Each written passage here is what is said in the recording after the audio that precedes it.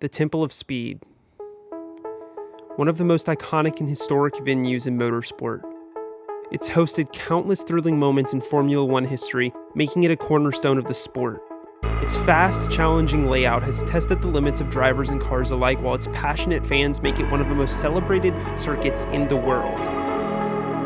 And yeah, I tried to chat GPT like a script or something, but honestly, all I know is Monza T1 and Danny motherfucking Ricciardo, baby, up the inside. So many chicanes. Oh, he's going already. Down the inside. Now he can flick to the left. Schumacher's covered the obvious route, and he'll sweep back across to the right and force Hamilton off the throttle. Team now with Michael Schumacher, and this will be a straightforward who can break the latest. Michael conceding the place, and yeah, very tidy, clean move from Lewis Hamilton. Now, I've never actually driven this track. We're going to be driving the Porsche Cup, of course, and I hear that this is a challenging one. And it was. I'm not even going to bother trying to show you guys a lot of these entire races because it just wasn't worth it. This was my first race that I attempted to do. You can see a car ahead spinning off and just not getting on the brakes. Barely avoiding that guy, almost taking someone out there. And we'll back it up, of course, to see what went down there, just some things to learn from for everybody here. It's actually going to be in the mid-pack here. The car ahead is going to spin off over the second chicane, knock this white car into the dirt. It's going to knock off the fence, collect two guys. He goes bouncing across the track. This Porsche, in an attempt to dodge this car, drives directly into the back of it and then does not get on his brakes until he knocks me into the wall. And that is that race done for us. We were absolutely cooked. Now, this might look bad, but it's going to get a lot, and I mean a lot worse. Lap number 1 of the next race. We have a car on our inside heading towards the second chicane, and I'm going to way overestimate my braking abilities here with cold tires, trying to brake on the inside about as late as I can. Gonna go flying through that chicane, lose grip and into the wall. Thankfully, no big damage there, and even more thankfully, as I spin to rejoin the track, I just narrowly avoid receiving damage from this guy who I assume did the exact same thing I did just about. Woo, look at this. Our bumpers kind of like jigsawed each other into not touching each other. So no damage, just the 2 times for loss of control, no big deal. Crossing on to lap number 3, and we're going to basically repeat exactly what you just saw, just in a much worse scenario. Up the inside of the first chicane, we are going way faster and not getting this one stopped. Neither are a few people, it seems, cutting the chicane, and this guy up ahead is going to be absolutely bamboozled as I go flying past him, and obviously I have a huge slowdown for that. I think it starts at 5 seconds, and my plan was to serve the first bit of it going into Lesmo 1 and the second bit of it going into Lesmo 2, but I way overestimated or underestimated how much it would extend the penalty, because at this point now it's up to about 7.5 or 8 seconds, I think, and I'm trying to slow down as we're heading into Lesmo 1, and it seems to be going well. I thought, okay, I think we have about 3 seconds left going on to Lesmo 2. I figured it would go away, but the timer just kept going up as I went around the track, as it should, and I was gaining time technically overall, so I get it. And yeah, I wasn't able to serve that penalty. For those of you who don't understand what I'm talking about, when you cut a corner, it forces you to slow down within a certain time frame. If you don't slow down within that time frame, then you get a stop and hold penalty, which basically puts you out of the race, which is what I've done to myself here. Really stupid of me. Much deserved. Honestly, all of these are deserved. I'm not really too upset about many of these. And at this point, I'm skipping around races here as well. I'm just going to watch these guys wreck into each other. And I fortunately slipped through there, very, very close to dying there. Had to drive around through the dirt, taking extra precautions. And you would think that with that amount of survivability mindset, I would not do what I'm about to do right now. As we come out of Ascari for, only like the 3rd or 4th time ever in race, we're just going to run right into the back of this guy. Like, take a look back at that because I want you all to see that. Let's check out my throttle. Now I'm lifting. A little bit late. I don't know, dude. My brain was not working. I did hit a nice little 720 spin here down the back straight. But even that is a win that wouldn't stand, because Tony Hawk himself here in car number 17 into the wall out of his Scari just moments later, hitting a Japan 900 on me. And these self-inflicted deaths would continue. This one was a bad one. 121 iRating down. That's really bad. This next race was a very slow death, and I'm going to show you each individual step of that death. Coming through turn 1 for the second time, bam, that's a 4 times for contact, 17 incident points, and you get a drive-through, which basically fucks your race. We're going to pick up another one right there out of Ascari off track, and through Lesmo 2 off track, just barely putting the tire over the red and white curbing there. Lap number 5, coming up to turn 1 once again, and the car behind just getting right up next to us, gonna give us another 4 times.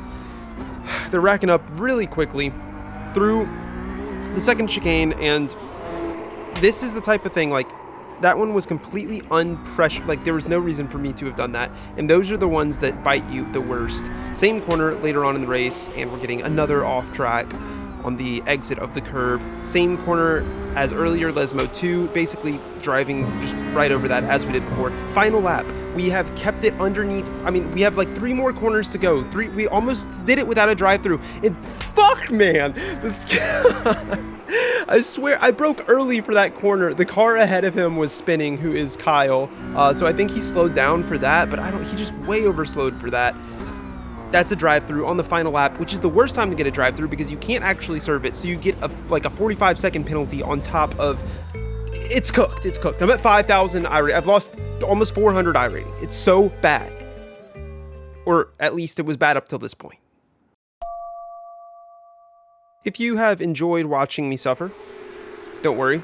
There's more of that to come. It's just a little different type of suffering because I just wanted to finish a race. I hadn't actually crossed the line yet. I think I had done 7 or 8 races at this point. I didn't show them all because some of them were just not worth showing. And I also wanted to focus on the ones where I made the most mistakes because I think that is, those are the ones that you can actually learn from. Now here's a huge mistake as I slide out of the second chicane and lose not 1, but seemingly 2 positions, as through Lesmo 1, I'm going to go side by side with this guy, and into Lesmo 2. The car on the outside really should be the one to take this corner, otherwise both cars get a really shit run, but whatever. I'm going to let him through. Car behind follows through as well, so I am just kind of getting shuffled back.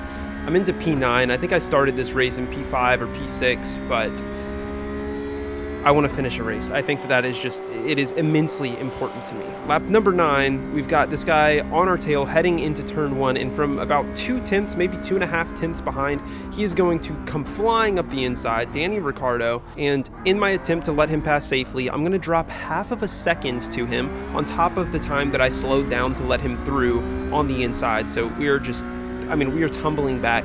And in any other context, this would probably be like one of my worst races. But just because every race had been so bad, like this was some of the best that I had gotten. Cutting the second chicane, I have to pull over to serve a 1-second slowdown. That's going to let both of these cars through. And what I didn't realize at that time was that the car at the front of this group had actually gotten a slowdown as well. The car who was right behind me got a slowdown, but he did not want to pull over to serve it. Instead, he tried to serve it on the racing line, and this guy was just, I don't know if he had also had like a really bad string of races, but he's going to be flashing him as he's getting slowed down by this guy. And yeah, I mean, it must have all been piling up for him. I get out. I get out. I don't know what he's saying. You. But he said fuck you right there, I'm pretty sure. He's about to transcend language I get out. with action. What the hell? What the hell? I mean, you got slowed down, but was it worth that? Is that a reasonable response to somebody serving it on? I mean, both of them were in the wrong there, I think, but yeah, I got a 4 times for that, and now I'm 1 contact away from a drive-through again. Yeah, that's gonna be a bum. I'm not going to speak anymore on what I just witnessed, but it was pretty crazy to just see that live. It felt so, at the moment, I didn't realize he had cut that first chicane, and it just felt out of the blue. Final lap rolls around, and we're actually not that far off the leaders. I think we were maybe like 10 or 15 seconds, somewhere around there. I was just happy to cross the line. It was P9, and even though we didn't overtake anybody, we just let people through, still finished P9, which opened my eyes that you don't actually need to do anything. You just have to live. like everybody's dying. There's positive I rating. Fuck the safety rating, dude. I'm about to demote it back into C class, which is fine. The only reason I'm in B is because of endurance events. Okay, so we actually had an amazing race. Also, keep in mind, all of these races you're seeing happened within like 48 hours. So I went through the whole spectrum of like shit. And longest red light ever before the light goes green, we get off the line. We're starting in P4. P5, car number 8 here, gets a really good run, and he's looking to go around the outside into turn 1. Very viable move, especially on the first lap. It's very easy to brake later when you're on the outside, and that car ahead was kind of in front of me initially, so I overslowed a bit, and we're going to go side by side through here. Like I said, I need to survive, so I'm taking a super wide line. That is going to completely give him the position, because I don't want to end up like the cars behind, side by side out of that first chicane. That will kill you, because most likely what's going to end up happening is they're going to end up going side by side through this corner, which it's just death. Like lap 1 side by side through here will kill you, and the slipstream is so important on this track. If you lose the slip, it is extremely hard to catch the group ahead. Taking a look behind us out of that second chicane, and there's a huge gap. I'm going to rewind it so we can see what happened there. And you'll see somebody going 3 wide momentarily, end up going 2 wide, and this guy's going to look to cut underneath them, but everybody gets held up on the second apex. And I honestly, I just think it's almost never worth it to go 2 wide through there on the first lap. You saw me die trying to do it earlier, and since that race, I've seen so many people just get slowed down, lose like a second and a half through there. It's not impossible to catch up from a gap like that. You can work together, but if you're a second and a half off of the car ahead, it's just 1 or 2 moves away from like really detaching from that group. The front 3 are already beginning to pull away a bit as we are trying to settle in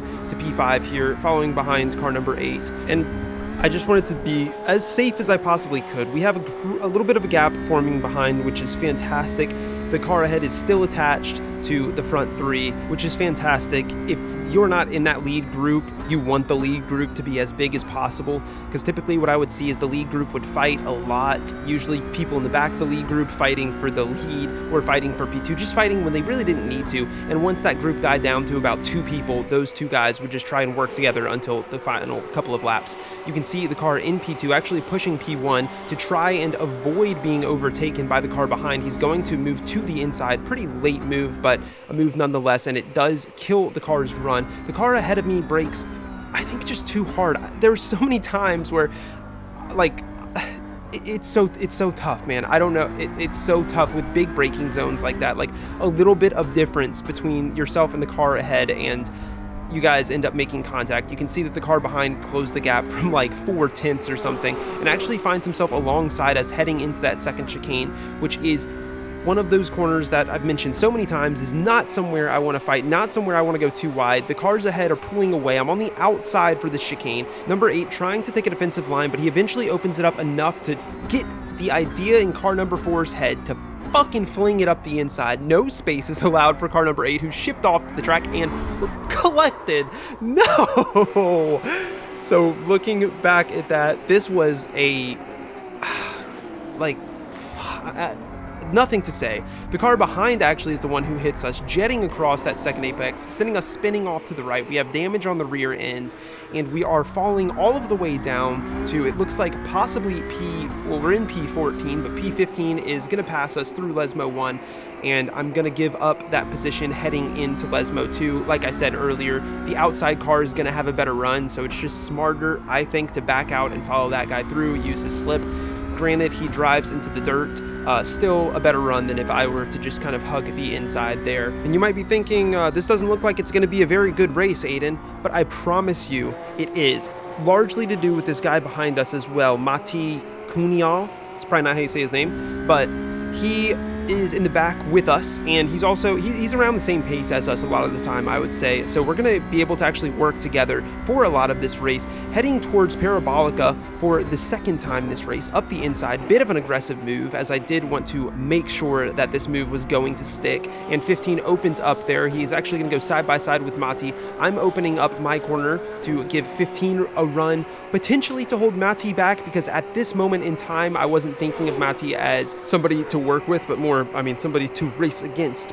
But the main storyline for this lap is happening up towards the front as they are side by side heading into turn 1. Tail as old as time. The car on the inside of the second apex is going to pit maneuver and spin the car that was on the outside right as I come around successfully defending against Matti. I'm going to pick up that position, and he's going to rejoin the track by some miracle, and that miracle being the fact that car number 23 was willing to drive into the dirt. Nobody made contact there. So we are up now into P12.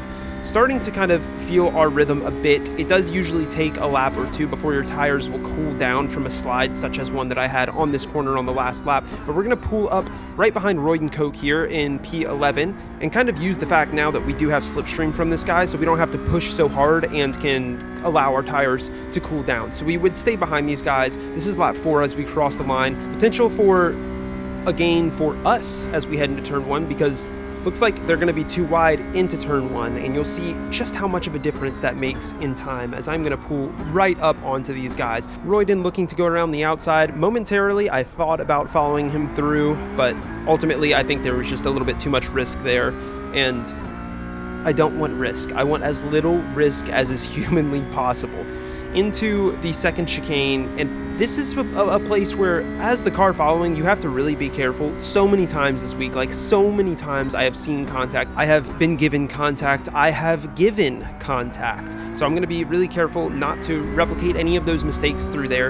And into Lesmo 1 even, you'll see me back off briefly on, or lift off the throttle before I brake to give more of a gap and let this guy have confidence that right now I think we just kind of settle in and churn out some laps. Matti was in the same state of mind, I believe, as he's not trying to make any aggressive moves, giving me a ton of space, just making each other all feel very comfortable. And it does seem that Royden is pulling a nice little bit of a gap, perhaps even catching the cars ahead in P9. Dipping up the inside, I mean, sometimes it's just habit. I wasn't really looking for that move, and it's actually going to bite me in the ass on the exit of Parabolica. Tire onto that paint, and it's going to get a little slippery. You see me have a little bit of a correction, and it was not a huge moment. It actually didn't affect my run almost at all, but I know that Matti behind sees me make that slip, and he's going to want to take advantage. I mean, sometimes you see somebody make a mistake, you just want to take advantage, even if it doesn't really make a difference. And he actually doesn't. I thought he was going to, and I brake a little bit later, just in case he looked to make a move there. And once I realized that he wasn't actually looking for that move, it kind of got into my head where I was like, okay, I'm down to fully work with this guy and start pushing soon because my tires should be just about back in that golden range. It's not going to happen though, because he cuts the second part of the second chicane, getting a 1 second slowdown, and that's big for me because what that means is now not only can I look to make moves, but I will have no pressure behind me. We've also been catching the cars in P8, 9, 7, all of those guys, specifically the car in P9, who seems to be falling back a lot. As we head towards Ascari, you can see that he's only about a second and a half, maybe even less. Yeah, about a second away from Royd and Koch. So Royden's in the slip, and there are now 3 potential positions on the table for me. We still have a long way to go. It's only lap 5, but I'm beginning to get into that mindset where I'm thinking I need to make moves. Getting a really good exit out of Ascari, better than the car up ahead, and I have his slip. I'm going to look to move around the outside. He has the slip now of the cars ahead, which could be very dangerous for me if he tries to utilize that slip, which thank God he doesn't. He's going to back out and go behind, so not making a too wide situation for us while they are too wide ahead, and that's going to put us right on the tail of both of these guys, pushing wide, using the entire track for myself, trying to settle in the slip of Royden, who's settling into the slip of Sabi? That's that guy's name in P9. On to lap number 6, and defensive goes P9 on the inside towards turn 1. It looks like Royden is moving around the outside, and he has a very big speed difference. He's almost a full car length ahead, and that should be his position. I'm side by side with Sabi as I send it deep, try and push my car quickly to that next apex so I can maintain side by side with them, and we just about get it done perfectly. A little bit of contact, but I mean, that's racing, baby. We move ahead of him as soon as we can. You can see Matti behind. We now have 2 cars between myself and him, and this could be disaster for us now because should he send it up the inside of this chicane, which I see people do all of the time, we easily lose Royden here, and it looks like he moves to the inside but actually brakes early, trying to get me to outbrake myself, but I am going to crisply hit that apex. Meanwhile, he is suffering the consequences of his feint on entry. They're not able to get a great exit and falling about half of a second off of us. We still have the slip to the car ahead. It's not huge, but we are within a second, and through Lesmo 2, I mean, this was actually my most comfortable corner. I loved Lesmo 2. Meanwhile, Sabi behind is in the dirt, and that actually opens up an opportunity for Mati, who has found a way to slip past not only Sabi, but also car number 19. So it looks like he's going to settle in directly behind us with quite a bit of time, but will 19 give him the position into Ascari? It doesn't look like it quite. I mean, he manages to pull in front, but it was pretty close there. Good racing to him. He is still a second off, though. We've gained about 2/10 down that back straight, or I guess the middle straight, as we now chase down the back straight. This is P8 up ahead of us and through Parabolica. Bit of a wonky entry, and the consequence will be felt on exit as he slides out the dirt, pointing him back into the right direction. But to pick up his speed is going to take quite some time, so we fly past, and we now move up into P9, Royden in P8 as we cross the line to start lap number 7. And we have a little, I mean, we're just about in the perfect position actually to slip off of this guy. About 3/10 into the first corner and not getting a great run through there, totally missing the first apex, basically missing my entire turn in and losing about 3/4 to Royden, which means that Mati is going to be within a bit stronger slip than he was previous to that corner, which was not a problem.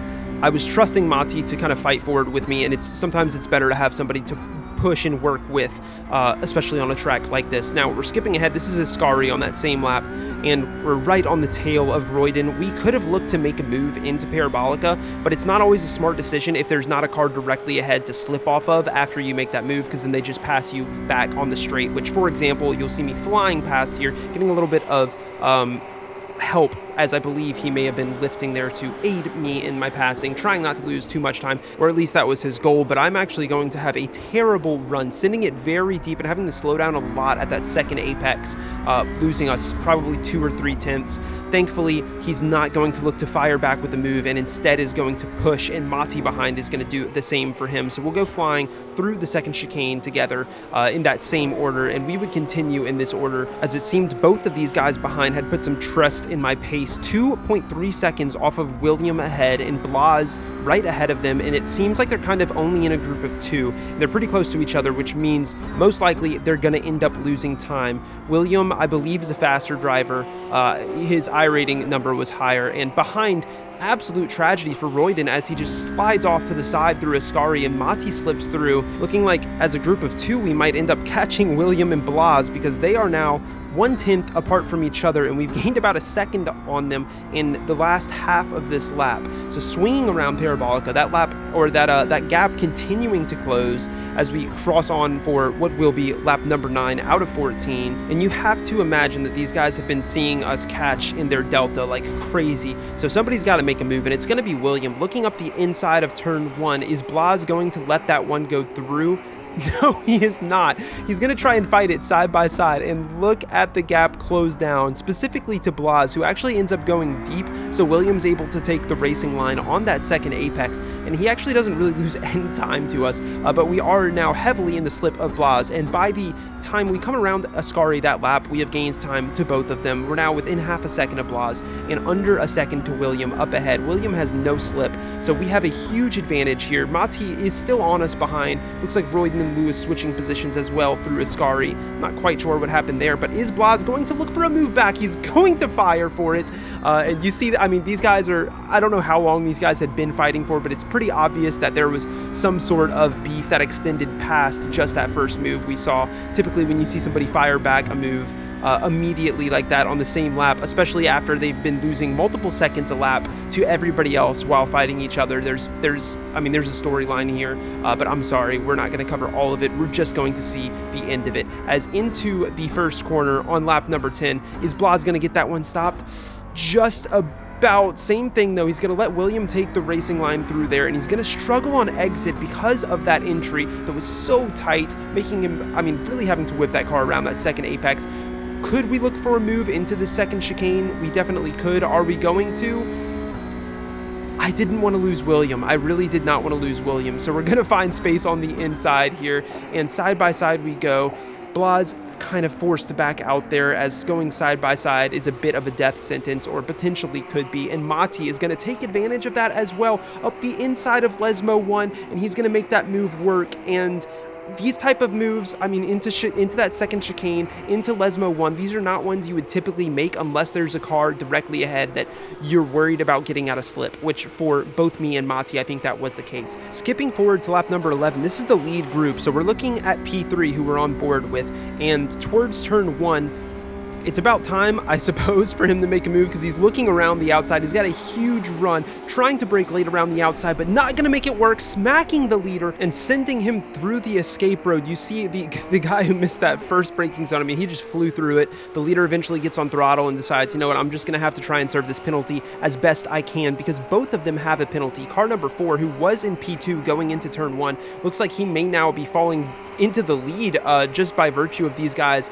getting their penalties, and here they come up next to each other. These are the two who just made contact. They're now defending each other while they both have penalties, I believe. Car number 4 looking for some sort of crazy time, and what should have been a free lead for him has just turned into, pretty much solidified himself into P4. Meanwhile, the car who was in P4 at the start of all of that is now fighting up into P2 as I believe car number 7 still serving that penalty, and the car who missed that braking zone initially is actually in the lead of the race.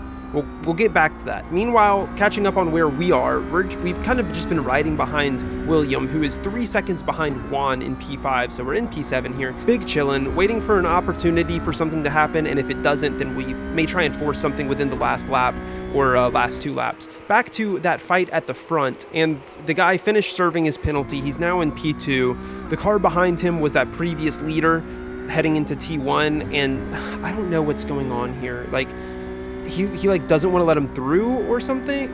I think what's happening is that car number 2 has a drive-through. Car number 7 doesn't have a drive-through, and car number 2 is trying to give him a drive-through. That's what I think is happening.